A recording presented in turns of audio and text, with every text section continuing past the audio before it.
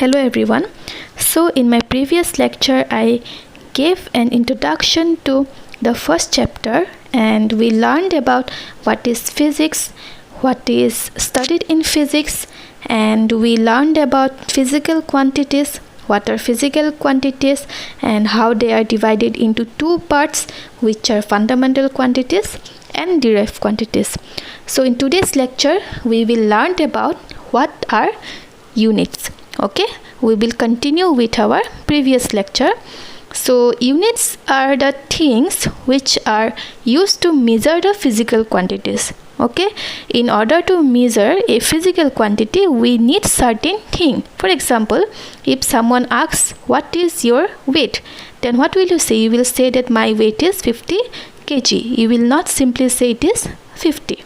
So here kg is the unit. Likewise, there are other units also like meter, second for time, then Newton is the unit of force, liter, etc. Okay, then comes what are SI unit.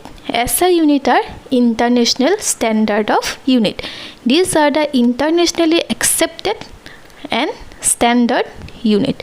Okay, so there are basically 7 base unit and other derived unit also, but these 7 units that I have shown here, these are the 7 base unit, the fundamental quantities that we studied in the earlier class, the unit of those quantities.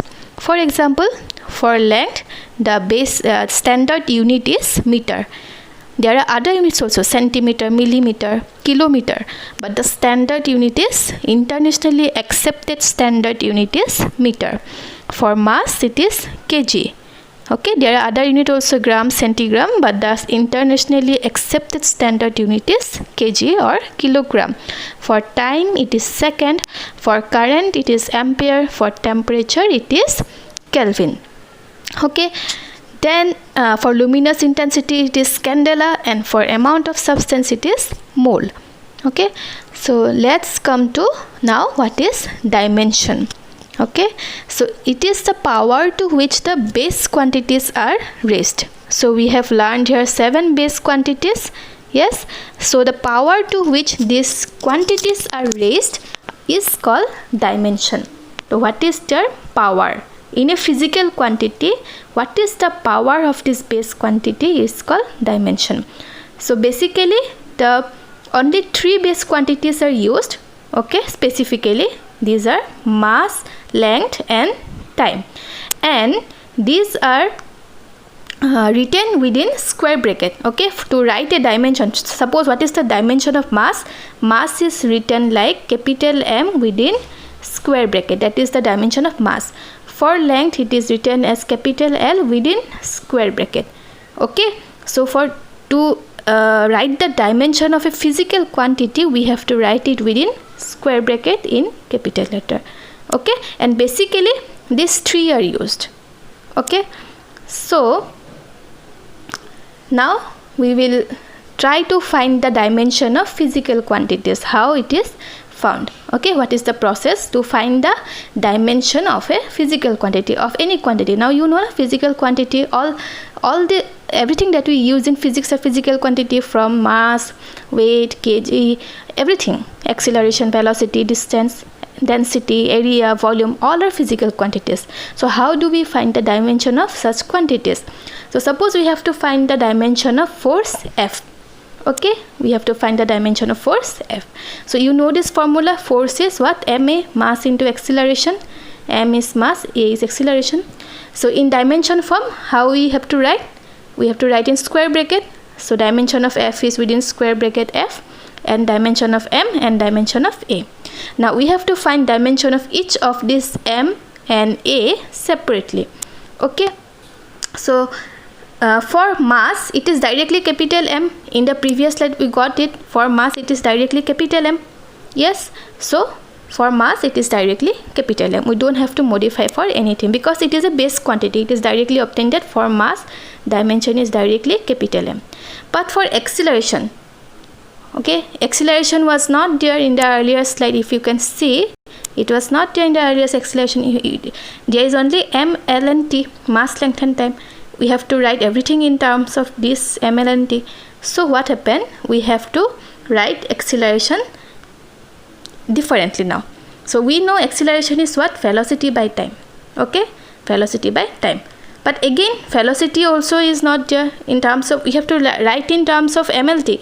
You have to remember that we have to write in terms of MLT. So again, there is no, time is there, we got t, but there is v. Again we have to write velocity in terms of distance by time, which is nothing but length by time, because distance means what? Distance means length, same thing. Okay, distance unit is also meter, length unit is also meter, so they are the same thing now. So a is nothing but L by length by time square. Okay, so now we can write dimension of a is nothing but capital L by t square.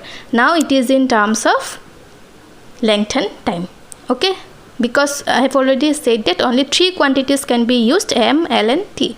So we have already got m, and now we have got l and acceleration in terms of l and t. So combining these two, the equation number 2 and 3, okay, or replacing for m and a in equation 1, what we get? F to be equal to m l t minus 2. Yes, because small m was what? Capital M. And what we got for a? L by t square. Yes, so it is nothing but what? It is nothing but m l t minus 2. Okay, power is 1 1.